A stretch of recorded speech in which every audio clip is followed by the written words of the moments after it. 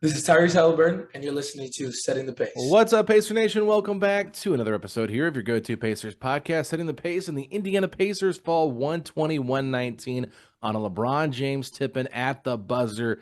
This was a heartbreaking game, Facci. I'm still kind of trying to figure out how to put all the words together to kind of express how I feel right now. But man, the Pacers had a great opportunity here to, escape with another victory at home, continue the winning streak. But LeBron James just right spot, right time.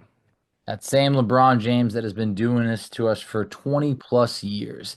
Just when you think he's having an awful game, like for LeBron standards, I mean, you're talking about maybe his streak of scoring in double figures being snapped, something that he's done consecutively since 2007. He saves his best for last. The buzzer beating basket kind of ripped our hearts out. Pacers have been on the other end of a lot of buzzer beaters lately. Doesn't feel great to be on this end of things, but man, I would have loved this one.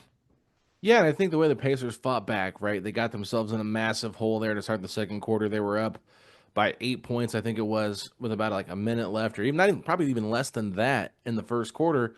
Then the Lakers closed it to a 5 point game at the end of the quarter. Then they ended up going up by like 15 points. It was like a massive swing right there for about 18-0 Laker run. 8 yeah.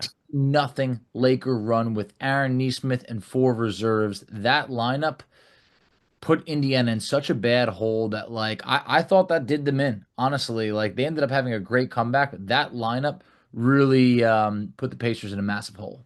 Yeah, I'm glad you brought that up because it was, I believe, the worst lineup for the Pacers. Terrible.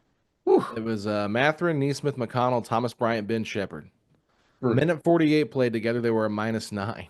Oh my God. So, I mean, it was just pretty ridiculous. And Austin Reeves was just cooking Yes. in that quarter too. And it was kind of like, are you really about to let Austin Reeves get another career high night against you? So, you look at this game, Faji, and you think to yourself, how did the Pacers get themselves back into this one? What were they doing well? And Caitlin Cooper, I thought, really pointed out a great, observation of when the Pacers had at least two starters out there with three bench players, they were doing better. But when they went to the four bench player lineup with one starter, they crumbled. And that's what happened in this game because even after they got the game back close, made it a 5 point game, I believe it was, to go into the fourth quarter. They started out with Miles and four bench guys, and the Lakers just extend that lead, and LeBron James goes on this mini run. And you just kind of wonder, like, we've seen the bench be so up and down this year, and you don't want to over criticize on one game, but as a collective unit, this bench unit just does not have it right now. No, they don't. And Mathurin had some really big buckets. He had like 8 points in the fourth quarter, finished the game with 23 off the bench, led the Pacers. So, he did some really good things. But yeah, you can't just go too heavy on that bench because, like you mentioned, to start that fourth quarter, that's when the Lakers go up on a run. They stretch it back to double digits. And it felt like every time the Lakers were on the verge of putting the Pacers away, Indiana mounted a comeback. But one thing I want to point out is in that fourth quarter, Tyrese Haliburton only played about 4 minutes in that fourth quarter, and we haven't gotten to the biggest storyline of all. And we got to break down. We talked about the LeBron game winner, but I got to lay it out there. I know, hey, look, we're recording like 2 hours after the game, but I mean, it's all I've been able to think about waiting for this is the fact that Rick calls timeout to, not calls timeout, but Halliburton converts that and one to put the Pacers up. Unbelievable. 42.2 seconds to go. He takes Haliburton out for what's believed to be maybe one defensive possession, but due to how the game goes, Haliburton never gets back in the game. Miles Turner actually isn't in that game either. And the Pacers looked like a chicken with their head cut off without Haliburton when it mattered most. Between Nembhard and Mathurin, there was nothing going on. And the thing is, Rick has a timeout to call. They have a foul to give. Neither of them happen, and Indiana falls short. That's what frustrated me most. Yeah, I mean, it's a in the moment decision, right? And we've seen Rick Carlisle do this since he's been back here Many a times. lot. He almost refuses to call timeouts in those moments. What's the And I point? get it to a certain degree if Tyrese is out on the floor and you're setting up your offense off of a team's miss, that type of thing. But you said it, not just Halliburton, Miles Turner out of the game too. And these are two guys that were like linchpins for your offense there towards the end of the game. It was pretty much Mathurin, Halliburton, and Turner that were hitting your buckets there at the end of the game. And Halliburton, like you just said, gave them gave them a lead on a massive and one. and he blew right by Luka Doncic. It was like he was attacking Luka because Luka is so bad defensively. And, I just they did talk about this after the game. Obviously, Tyrese discussed, he was right there by the scorer's table, but he said that once they got the first stop on that Lakers first possession when they had made the substitution for defense, he thought they were in transition. And so once they got in transition, he thought maybe they'd score a bucket, but instead they kind of pulled it back out. And I think once they pulled it back out, that's when Rick should have called the timeout. And Rick kind of said now that he saw the results, he probably wishes he would have called it. So it's one of those things where it's hindsight's 2020. If they make a shot off that play, everyone's excited about what they did. No one really cares about it. But we've seen it too many times where the lack of a timeout has hurt them. It just goes back to the Boston playoff series, right? On the road, they don't call a timeout. They can't get the ball in bounds. Jaylen Brown 3, bang. It's like, there's so many like reckless decisions that happen after not calling timeout. And I get it. Like you can talk both sides of it and you can be right in your thinking. But to me, the only logical thinking here is your best player who just hit the go-ahead shot not being in the game makes absolutely zero sense to me. And it's ridiculous to not even consider calling a timeout. Like if I'm Tyrese, I might have been yelling timeout from the bench just to get myself back in the game and deal with the ramifications of it later. Exactly. I think that we've been very kind on the coaching staff this year. Look, the team is a good team. They're a good team coming off of a conference finals run. I've seen on Twitter, well, if you're gonna, you might have to fire Rick whoa, guys, we might have home court in the first round. We don't need to fire Rick Carlisle off. The Pacers are just on a 5-game winning streak. But I am incredibly disappointed because if you want to do like what you said, let your players play, you do that when your best players are on the court playing. That was not the situation. And to me, it was like what also raises a red flag is your franchise player, your star, such a bad defensive player that you can't have him out there at the end of the game to the point where it's going to lead to you not getting him back in. That's a little bit of a problem. And maybe, hopefully, Tyrese can take that into effect of like, wow, I got to get better defensively so I can be out there every play when my team needs me. I get it in the situation if you do call a timeout. Sure, we've seen that where it could be smart. But like if it's going to come at the possibility of him not being out, Tyrese is also a great free throw shooter. So it could have came down to something where even that last possession, what if he gets fouled and he goes to the free throw line? Anything. But to not have Tyrese and Turner out there, it just feels unacceptable. And if you're not going to have them out there and you have a foul to give, make sure they foul. And I know Rick said, hey, look, that's on me. And we were yelling, people on the bench were yelling for it.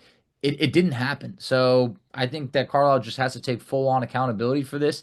And we need to know, like, hey, this was not maybe his finest moment. There's been plenty of other fine moments. But a night like tonight, I can't give that call and Rick a pass.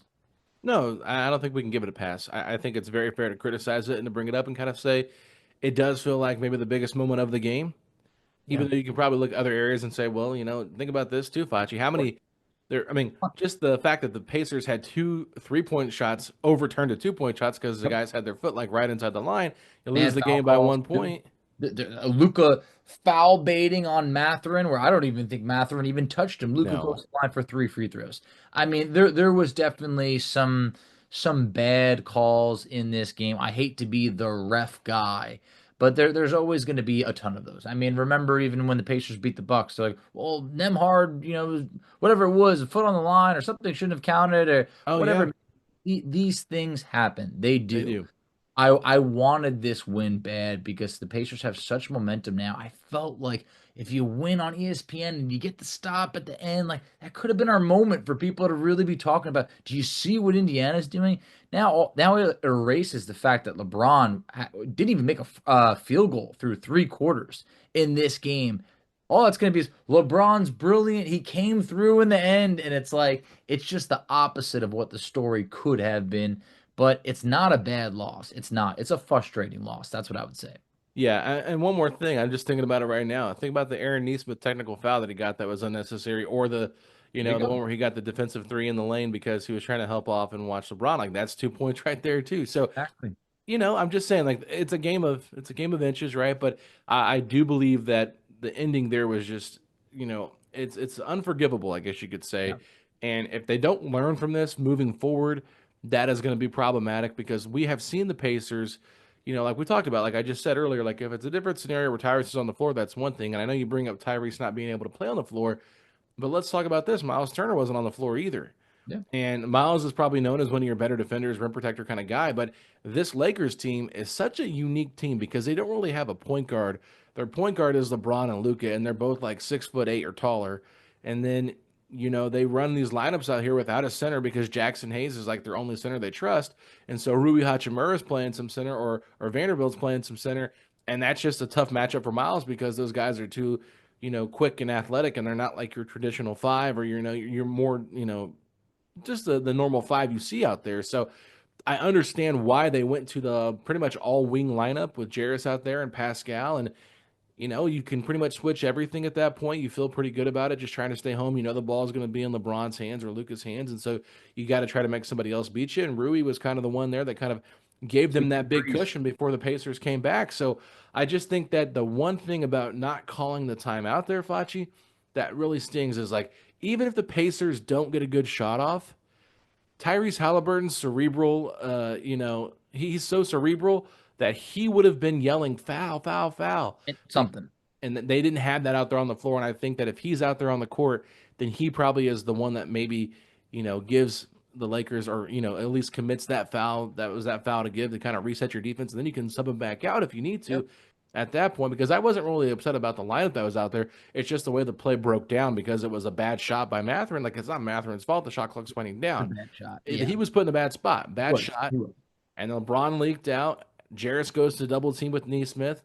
And then once they swing it back up, Siakam's way out of position. Luka drives right by him. Of course, Nesmith instinctually, goes over to contest the shot. And now Jarace, who is now left on LeBron Island, is watching the shot as it's being shot and doesn't box out. And it's like, you can get mad at Jarace, but he should have boxed out. But the whole entire game, like that fourth quarter, Jarace was part of the reason why the Pacers won the game. I agree with that.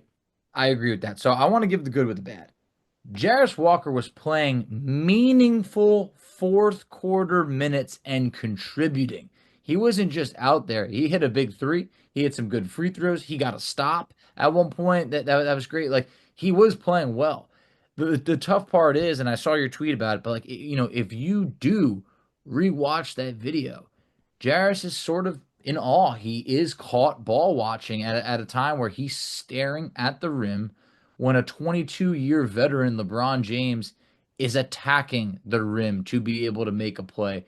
And that's tough because there was good Jarace Walker minutes. And I think some of that is, I don't want to call it inexperience, whatever it is. I mean, it's such a pivotal moment. Like, it's easy to watch a clip and say, what were you doing there? But it's in the moment. And I know that's tough. And I just want to go back to, if Tyrese was out there on that last possession. Look, Mathurin gets the ball with like 4 seconds left. He has to put up like a really bad three. He just has to put it up. Did Tyrese have 18 assists or not in this game? Like, the man had 18 dimes. You just feel that he would get you a better possession, a better shot in that scenario. Maybe he drives, maybe he gets fouled, maybe not, because he only went to the free throw line literally one time in this whole entire game, but it was a big free throw. But at the same point, that's just the frustrating part, because I feel like you did get really good defense with, Siakam on LeBron, at times, like LeBron was not himself. You did get some good play from Mathurin, like I mentioned, who, got his shots. He got 16 shots up in this game, which tied Haliburton. The 18 assists to 1 turnover is out of this world. You had 7 Pacer players score in double figures, but I just feel like that hole that they had to overcome, that 18-0 run by the Lakers, was the difference in the game. And then it came down to obviously that last play. And I had tweeted out 42.2 seconds, and I'm worried. I feel like you're going to have to be perfect. And they were perfect for about 42.1 of those 42.2 seconds. And it just was not enough tonight. Yeah, I mean, and the thing with Haliburton too, like, even if he, like you said, 18 assists, like it's ridiculous. It's unbelievable. Like, it doesn't even feel like he's getting that many either, because when you watch the game, it just feels like it's in the flow of the offense. It's not like this thing where he's just ball hogging the ball and just like whatever. He's just making the pass to the open guy, and the guy's making shots. So, kudos to the guys for hitting their shots. But I agree with you though. Like, if he's out there on the floor, like, he can orchestrate something. And maybe he gets his 19th assist, but what have we seen him do so well in late game situations? He hits buckets. Exactly. Makes This man is one of the clutchest men in the NBA. That is not a homer statement. That is backed by the facts that Tyrese has saved us so many times this year that you can't say, oh, he would have made it or he would have made the play, but you feel a lot better with Tyrese being out there than what you saw. No offense to Andrew Nembhard, really good player, but when it comes to orchestrating the offense in the clutch, we've seen Nembhard maybe hit some big shots, but maybe not have that killer assist that sets up the next guy. And it felt like when Mathurin got it, it was like, what do you want me to even do with it at this point? And that's the tough part. Yeah, and it's like I'm not blaming Mathurin for anything. I thought No, Mathurin no, was no. one of the main reasons the Pacers were even in this game. Like Mhm. the bench was bad for the most part, but I would say you had some decent Obi Toppin minutes, and then all the Jarace and Mathurin minutes were probably really good when they were actually out there with the right groups. Yeah. But I just wonder too, because if you put Haliburton into the game, right? Like we're hypothetically speaking here, you put him into the game whether you score or not. You know, when you call that timeout, do the Lakers decide, oh, we're going to pull Luka out of the game and put a better defender into the game and try to play defensive mind there? And then all of a sudden, what happens then if the Pacers miss a shot? Is Luka even in the game to put pressure at driving to the rim, or do they have to call a timeout to set their offense up? Then Indiana can go back to that defensive lineup. So then they can reiterate, hey, we got a foul. We got a foul to give. Let's do it. Like the fact that it was just like nonstop running clock for 43 seconds as I'm watching this, and I knew the Pacers got the first stop, when they didn't go down and score immediately and they had to reset the offense, I said, oh, we're about to lose this game. I literally felt that. I don't know if you did or not, but I felt that when Tyrese was standing there at the scorer's table and Miles, I said, we're going to lose this game because if we don't get a good shot, they're going to get it in transition, and that's exactly what happened. And they put the Pacers in scramble mode, and what happens when the Pacers go in scramble mode defensively? Good. Especially when they're undersized against a team that's got some bigger wings on them. It's a matter of, if Jarace Box is out, you feel better about the game. You're walking into this episode talking about a win. Oh, would have been amazing. You know what I'm saying? And like overcoming like a massive deficit and beating LeBron and Luka in their return from injury together. So it's just tough, man. I mean, this is one of those games, like you said, it's not a bad loss. It's just a heartbreaking loss. Disappointing. Look, I'm going to be honest. There's no pep in the step. All right. I'm limping right now. I mean, there's not much on a Thursday morning that's really going to be getting me out of bed. At least the Bucks lost. Yeah, they did. They did. And look, the Pacers have been able to like still keep a bit of a distance. It's not like things are like it was a couple weeks ago where you lose a game, you could drop from fourth to sixth or anything like that. The Pacers have a little bit of breathing room. They do play Washington next. It's a back to back, but when you're listening to this, so it's a good opportunity for you to rebound. But this is definitely one of those wins that it would have been great to have. The Pacers could have extended their winning streak to 6 games. You would have felt like the sky is the limit for this team. I know Miles said post game maybe this kind of sets him back a bit or brings him back to reality, anything along those lines. And maybe so. If you want to look at the glass being half full, that's one way you could look at it. The Lakers are a team that they're a good team. I think at times they've played really well, at times they haven't. But one thing we got to talk about real quick: when do we have the Ben Sheppard conversation? Love me some Shep. He's struggling right now. He's struggling hard. He was a minus 23 tonight in just 7 minutes. I know he was out there with that really rough lineup, and that does not help. But he's 1 of 16 from 3-point land over his last handful of games, and a lot of the looks are good looks. This is someone right now that is struggling. The 7 minutes that he played tonight, I'm looking at it right now. I believe that is the fewest amount of minutes. It's the fewest amount of minutes that he has played since opening night this year in any game that he's entered. Yeah, and I saw, I think it was Kyle Taylor that put this out on Twitter. I don't know if you saw it or not, but there's been, I think, 882 players, something like that. I saw the tweet. I might be totally off on the number, but I thought it said 882 players that have had a minus whatever it was, 24 or worse. Ben Sheppard is the one that's done it in the least amount of minutes or something like that. So, wow. I mean, 7 minutes to be able to do that. I'm gonna pull it up so I'm not just saying stuff that's like totally out there. But oh yeah. Hey, who knows? We'll get the fact right, but it was not a lot of minutes at all, and I just felt like the looks that he's getting, like in the corners from threes, at times I feel like there's sometimes you go, oh, Shepherd's got that. Oh man, all right, he'll get the next one, and like we're waiting for that next one. and we know what he brings offense. I mean, defensively. Look, he's always hustling, always giving great energy. But the playoffs are getting closer and closer, and I do think that he needs to be able to regain his form because that's typically when rotations get a little bit slimmer, and we're always wondering who's going to be that odd man out right now. And I feel like tonight you saw Jarace step up, and I think that it's something to just keep an eye on. That's all it is. But could Sheppard's minutes be cut come playoff time? It's a possibility.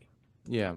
So I was pretty close on the stat that I saw, Facci. It was there have been 882 times this season a player has been worse than minus 20 in a game. Ben Sheppard achieved this feat in the fewest minutes of any of those 882 this season.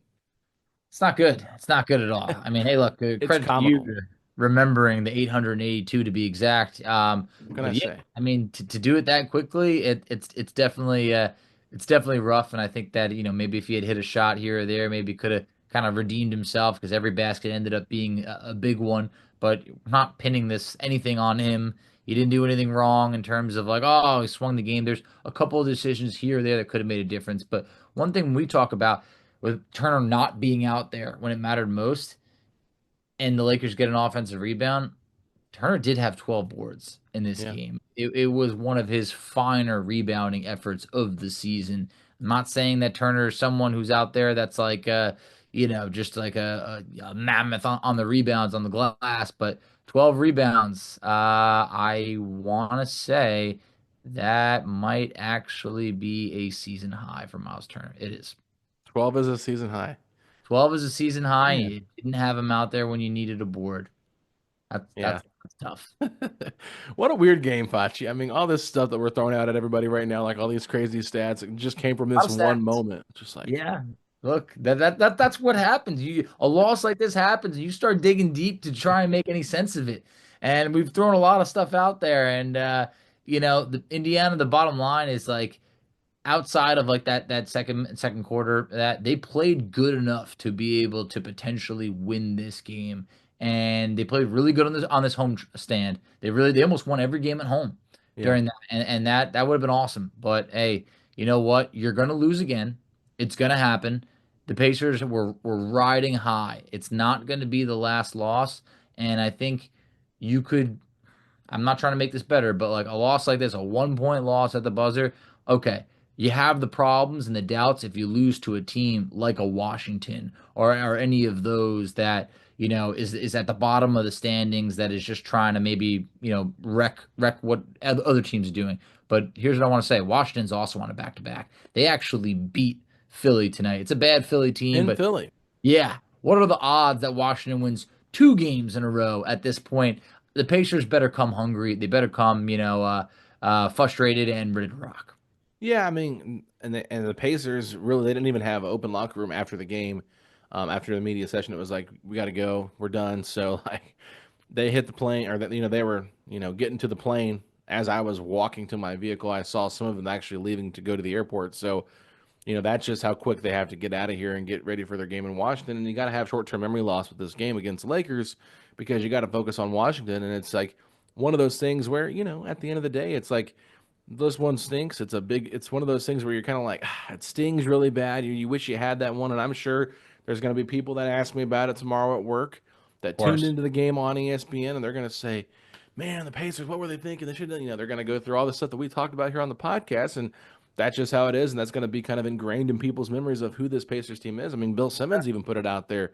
I don't know if you saw that or not, but he was like, I like this Pacers team a lot, but man, what they've gone through in a lot of these closing games, like you just go back and look at the entire Boston series and stuff like that. Like they've just put themselves in such weird positions and they've come out on top quite a few times, but they've also Yeah. had some really questionable decisions with not calling timeout Mhm. and that whole thing. But I just think that if you look overall at this game, Facci, like the Ben Sheppard conversation is one that we haven't really dove into a lot of. And I think that my whole like what I'm starting to realize, I would say probably I felt this way when Jarace was playing well. I was wondering if Jarace would get the minutes over Shep because he had his best game of the season against the Cavs in that second half when Yep. Haliburton, I believe, got hurt and didn't Yep. return, right? And Carlisle praised him for how great he was in that second half.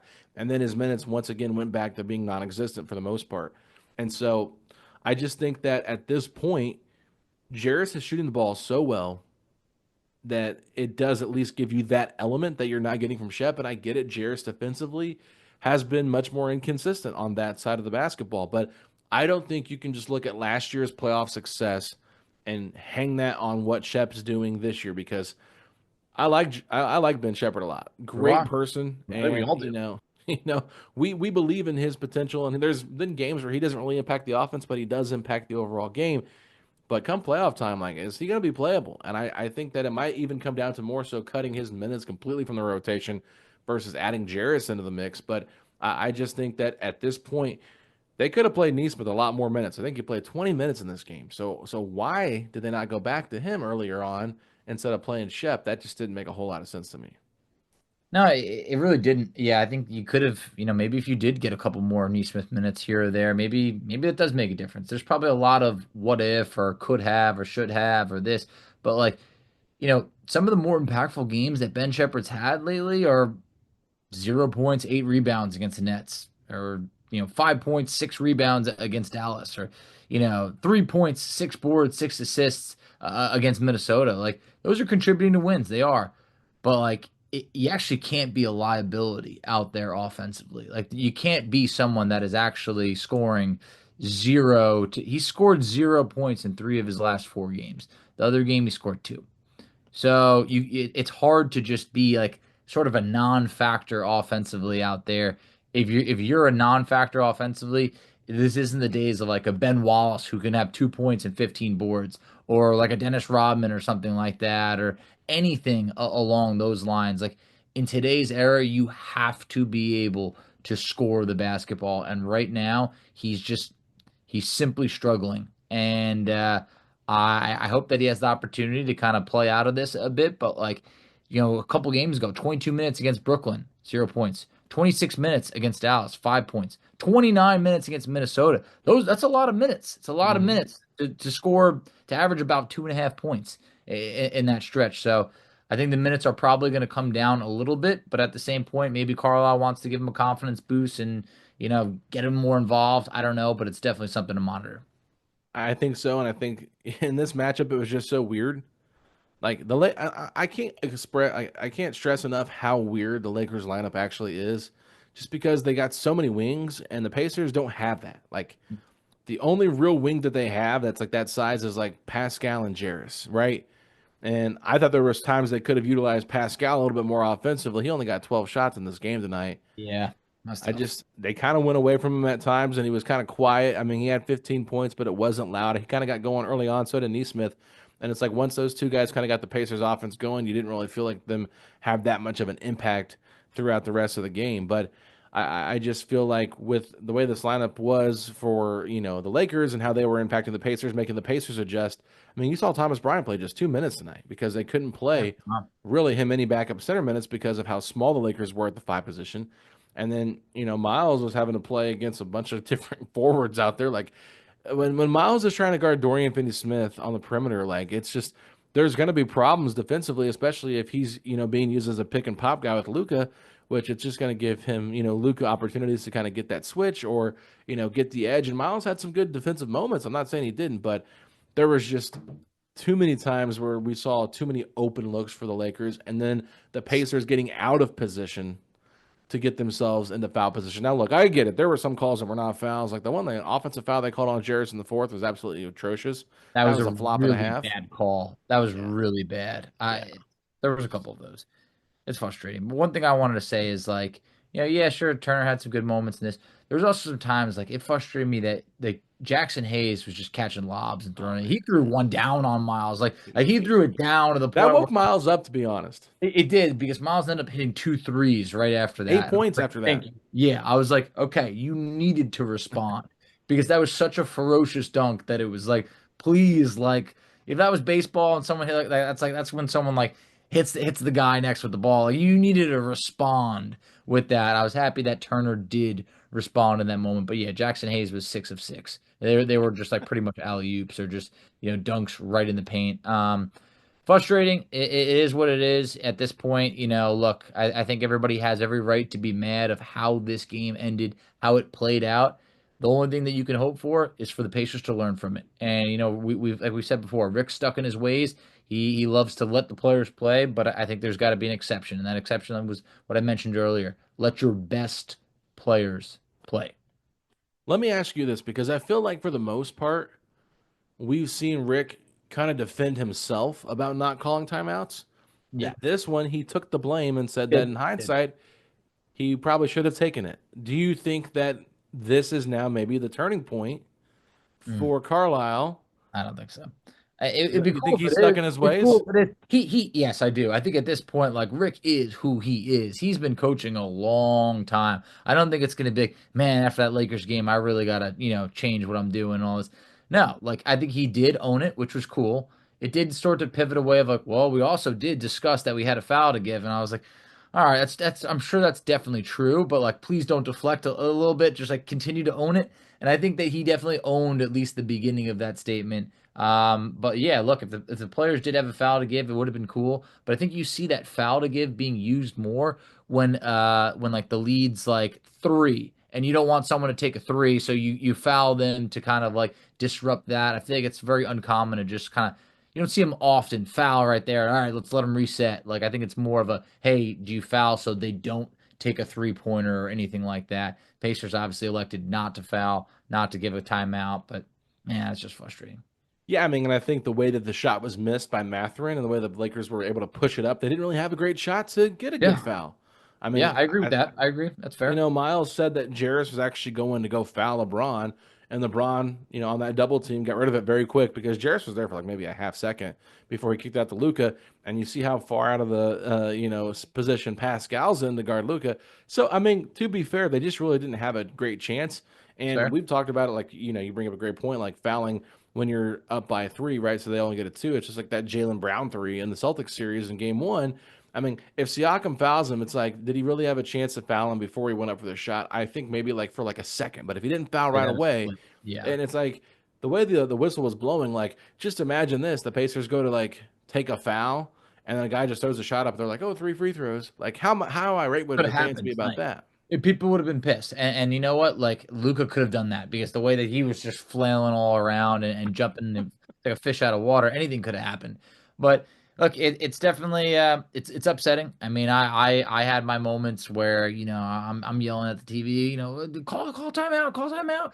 It didn't happen, and then I had my moments where I just sat there in silence for like honestly what felt like too long, where I just kind of had like my hand on my head, didn't say anything. Obviously, I had no one to talk to at this hour. It's pretty late, but I just felt like just down in the dumps. And you know what? Sometimes it helps to talk about. And guys, we have a game tomorrow. We don't have, or when you're listening to this, we don't have like 3 days to just kind of dwell on this. Let's get back out there. Let's get in the win column. Let's take care of business. I think that this is not one where, like we said, we didn't slide down from 4 to 5 or 6. We're still slated to have home court. We don't have to talk about firing our coach or anything. We're going to lose again. It's going to happen. All right. Just everything can't be the sky's falling. We've had a couple of those bad losses. This wasn't one of them. No, we've had way more better wins than bad losses this year. So I think you got to take the good with the bad. And if anybody wants Carlisle to go and get fired, that's not going to happen. If you guys listen at all to the post-game press conference, I mean, when they asked Tyrese about the timeout situation and not getting back in the game, he probably reiterated like 6 times in that one statement back that he trusts Rick Carlisle. And he said, whether I'm out there or whether I'm not out there, I trust that Rick's going to make the right decision. When I'm out there, he does the right things for me. So when I'm not out there, I know he's going to do the right things for our team. Like he's got the full, trust of the franchise player. And so if the franchise player is backing his coach that strongly in the media, they really respect Rick, whether you like the decisions or not. And I get it. Like, yeah, you got to be a little bit more in the moment, I guess you could say, and just like not think everything is the same and just be more situational. But like Rick's been coaching for how many years now? So Long time. He's got a great feel for stuff, and maybe he was just overthinking a little bit. It happens, you got so many things in the back of your mind, but I'm not giving him an out. I thought he should have called timeout tonight. I think everybody is in unison and agreement that he should have called it. Rick said he should have called it. Tyrese kind of hinted that he probably could have called it, but nonetheless, like you said, you got to move on, and I'm hoping that against the Wizards, we see the bench kind of redeem themselves, specifically guys that struggle a little bit off the bench and uplift this team. But the starters as well, like just a weird flow to the game. Not a lot of shot attempts from one specific player. A lot of very balanced shooting over here from the Pacers. Yeah, you kind of need your stars to be your stars and your other guys to be what they are. So that's a great point that you're bringing up. Yeah, no, I just felt like when I mentioned, hey, 7 Pacers in double figures. The problem is outside of Mathurin, everybody had like 15 or 16. Like that's not enough. I think Tyrese, from a scoring standpoint, obviously he gets a pass. The man had 18 assists to 1 turnover. That was just amazing. But I think that Siakam is someone just 2 shots in the fourth quarter. We obviously needed him. I saw him at times, getting doubled. We mentioned for Nesmith, who has had some really big games lately. Just 21 minutes, 13 points. Hey, it is what it is. I think Turner had some good good moments. Just overall, look, they played good. They played good enough, maybe potentially to win, but they didn't. But you know what, guys, when we're ripping Carlisle in the last minute decisions, there also has been some really good plays drawn up at the end of the game that have paid off lately. They have. They're not always going to pay off, and we have every right to be annoyed, but we're going to get over this. We're going to get through it, and we're going to keep winning, and everything's going to be all right. All right, Facci, that's a great way to end it there with a nice message to the fan base. Just relax. It's going to be okay. And, Pacers still sitting pretty in the 4th seed, and the Knicks lost as well. The Bucks lost. The Pistons didn't play, so the Pistons are the only ones that really gained anything tonight. But with that being said, I am not that overly concerned about the Pistons. I am a little bit worried about Milwaukee and what their team would look like just because of the injury concerns here with Dame and what that's going to look like. Could he miss the playoffs? I mean, it seems like it's getting pretty serious here with that blood clot. I mean, it's pretty scary stuff. So the other players that have gone through this have missed a lot of time. I mean, Victor Wembanyama was shut down. I am not rooting for Dame not at all. Fall at all. Not at all. I saw some of that on Twitter. Like, that's not cool. Like, this is a man's life. Like, yeah, you don't. Blood clots are scary, bro. Exactly. Look, you don't want to mess with anything. You don't want to wish even like a sprained ankle or anything on anyone. Like, it's just you control who you can go up against, all right? But you don't want to wish for someone to be sidelined with an issue. So I really do hope that Dame's all right. And if we do play the Bucks, hey, I want them to have no excuses. Last year they had some excuses. Hey, let's play them at full strength. We're at full strength right now for the most part. Obviously, no Isaiah Jackson. We know that that's no surprise or anything. So let's just play some ball, and I wish him a speedy recovery. All right, everybody, we'll be back tomorrow for an episode to recap that Wizards game, and it won't be nearly as late as we're recording tonight. So, Facci, thanks for staying up late. Believe it or not, I've been up since about 4 o'clock this morning. So, but I'm on my 3rd win right now as we're speaking because it's just what happens when you got to record these. So, anyway, any final thoughts before we sign off?